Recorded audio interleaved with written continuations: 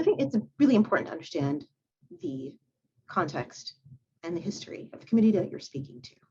I think a lot of our structurally marginalized communities, whether it be Black or Brown or experiencing homelessness, have experienced trauma in the setting of medical care, public health, or just in the system in general. And so, thinking about Black and Brown communities, the toll of systemic racism is not just an artifact of the Tuskegee experiments or other remote historical traumas. They are being enacted today. People are experiencing systemic racism in many different spaces in the medical community. And so we do need to address that, I think. I think it's important to say, we know that that you have experienced trauma, that you have earned distress. And there are concerns about, the intent and the messaging.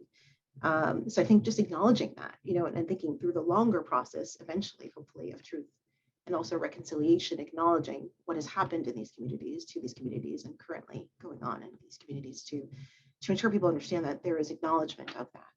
But at least acknowledging that history and that understanding is important.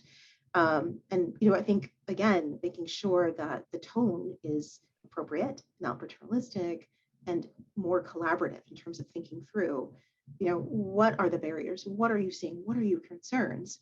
While shaping and responding to that, crafting a message. This is not the time to say, we know best. This is what you need to do. As you say, there's earned distrust for the messaging, the message. Again, when we talk about the first discussion, trust the science, many people have had or experienced or have, their in their mind that the science has actually been a malevolent force potentially in their history or their lives. And so it needs to be a situation where we are actively engaging with our community, again, potentially with messengers that represent that community and with trusted leaders who already are committed and have a stake in that community as well.